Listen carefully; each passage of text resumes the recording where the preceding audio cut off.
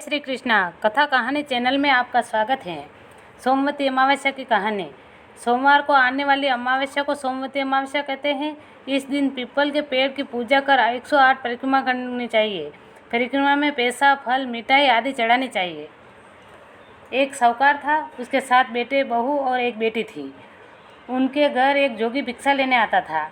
जब बहुएं भिक्षा डालती तो ले लेता, बेटी डालती तो नहीं लेता और बोलता, बेटी सुहागन तो है पर इसके भाग्य में बहुत दुख लिखा है। ऐसा सुनकर बेटी दुबली होने लगी तो बेटी की माँ पूछने लगी, तू क्यों सूख रही है? बेटी ने माँ को जोगी वाली बात बताई। दूसरे दिन माँ छुप कर देख रही थी कि बेटी ठीक कह रही है। उसने जोगी से कहा, एक तो मेरी बेटी तुझे भिक्षा दे रही है, ऊपर से तू दुराशीष देता है। जोगी ने कहा, इसका भाग्य ही ऐसा है।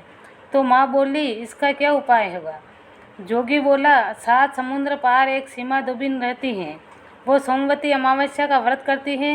वो उसका फल इसे देवे तो दुख टले। सीमा दोबिन को तलाशने लगी। रास्ते में पीपल के नीचे माँ बैठी और देखा एक सांप गरुड़ पक्षी के बच्चों को खा जाएगा। उसने लपक कर उसे मार दिया। इतने में गरुड़ पक्षी का जोड़ा उड़ता उड़ता आकाश से आया, उसे चोंचे मारने लगा। तो वो बोली, मैंने तेरे बच्चों को बचाए हैं, तेरा गुनहगार तो मरा पड़ा है। गरुड़ बोला, जो मांगना है सो मांग। साहूकारनी बोली, मुझे 7 समुंदर पार पहुंचा दे। गरुड़ ने सीमा दोबिन के घर के पास उसे छोड़ दिया। वहां सीमा दोबिन के 7 बेटे बहू थे। बहुएं काम करते बहुत लड़ती थी। सीमा दोबिन को खुश करने के लिए सबके सोते समय साहूकारनी सारा काम कर देती। सब सोचने लगे कि काम कौन करता है। सीमा दोबिन ने सोचा, कौन सी बहू ज़्यादा काम करती हैं, देखना चाहिए। चुपचाप आंख बंद करके सो गई तो देखा एक औरत आई, सारा काम करके चुपचाप जाने लगी। दोबिन पूछने लगी, तू किसी स्वार्थ के हमारे यहाँ काम करती है? तो साहूकारनी बोली, मेरी बेटी को तू अपना सोमवती अमावस्या का पुण्य दे दे। तो सारी बात बताई। दोबन तैयार हो गई, घर आई, बेटी के ब्याह की तैयारी करी।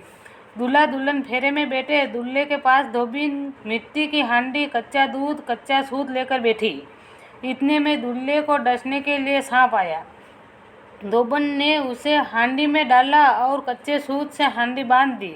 तो सांप बोला, दूल्हा तो डर के मारे मर गया, तू उसे जीवन दान दे। दोबिन ने उसके ऊपर छींटे दिए और कहा कि जितनी सोमवती अमावस्या करी इसका पुण्य साहूकार की बेटी को लगना और आगे जो अमावस्या करूँ उसका फल मेरे पति को लगना। इतना बोलते ही दूल्हा उठ गया। काम पूरा हुआ और अपने घर जाने लगी। तो साहूकारनी बोली, तुझे मैं क्या दूँ? दोबन बोली, मुझे क्या चाहिए, बस एक मिट्टी की हांडी दे दे।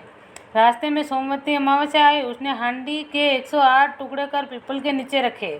13 टुकड़े एक जगह रखे। वह पीपल के 108 परिक्रमा दी और टुकड़े पीपल के नीचे गाड़ दिए।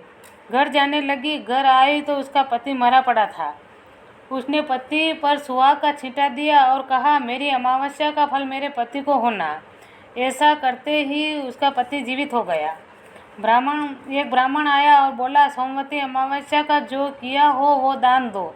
ब्राह्मणी बोली, रास्ते में अमावस आई तो मैं कुछ नहीं कर पाई और जो किया वह पीपल के नीचे गाड़ आई। ब्राह्मण ने जगह खोदी तो पाया कि 108 व 13 सोने के टुकड़े रखे हैं। इकट्ठे करके वो घर आया और दोबिन से बोला, इतना धर्म किया और कहती हो कि कुछ न किया।